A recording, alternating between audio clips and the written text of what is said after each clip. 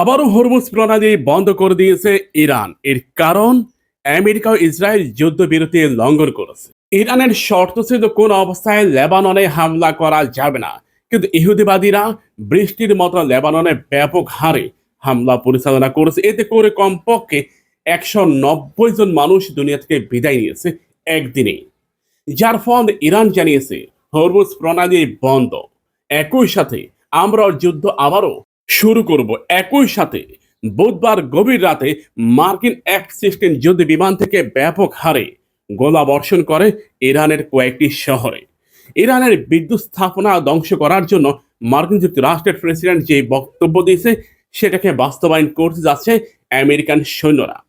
সব মিলিয়ে ইরান জানিয়েছে গত 24 ঘন্টা আমরা সম্পূর্ণরূপে চুপ ছিলাম, কোনো প্রকার হামলা করিনি। কিন্তু আমেরিকা যখন একের পর এক বিমান হামলা অব্যাহত রেখেছে, লেবাননে ব্যাপক হারে ড্রোন নিক্ষেপ করেছে, একই সাথে কামানের গোলায় ঝলসে গেছে লেবাননের ব্যাপক হারে বাড়িঘর, তখন ইরানও জানিয়েছে আমরাও যুদ্ধ আবার শুরু করতে যাচ্ছি। ইরান এরই মধ্যে সৌদি আরব, কুয়েত, কাতার, সংযুক্ত আরব আমিরাতে ব্যাপক হারে মিসাইল নিক্ষেপ করেছে। অনেকে হয়তো বলবেন ইরান কেন এই রাষ্ট্রগুলোর উপর আক্রমণ করতেছে? সৌদি আরবের মোট সম্পদের প্রায় 24% সম্পদের মালিক আমেরিকা। আমেরিকা এগুলো কিনে নিয়েছে। সেম একইভাবে কাতারের, সংযুক্ত আরব আমিরাতের, বাহরাইনের, এখানে আমেরিকার প্রায় $10 ট্রিলিয়ন সম্পদ রয়েছে।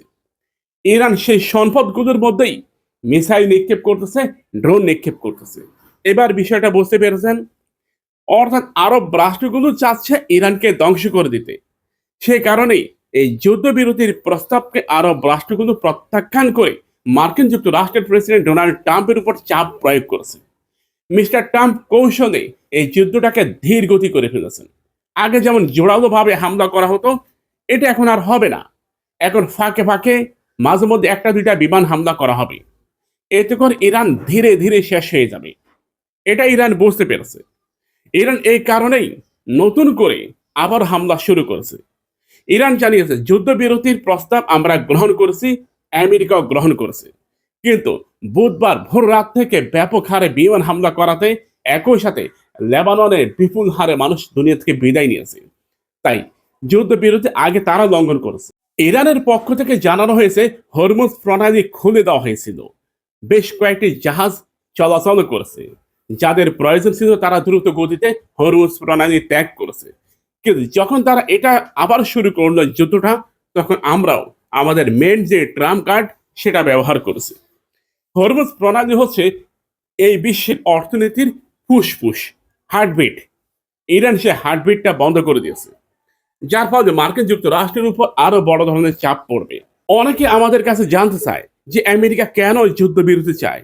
এই কারণে চায়, সারা পৃথিবীতে আমেরিকার 900টির মতো সামরিক ঘাঁটি রয়েছে।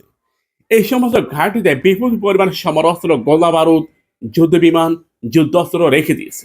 আমেরিকায় যুদ্ধবিরতির মধ্য দিয়ে এই অস্ত্রগুলোকে তাদের খুব কাছাকাছি নিয়ে আসবে, অর্থাৎ ইরানের খুব কাছাকাছি নিয়ে আসবে।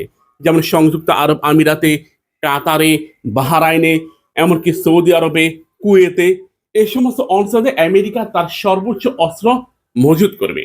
বাস, এরপর এখান থেকেই মার্কিন যুক্তরাষ্ট্র একের পর এক অ্যাটাক করবে ইরানে।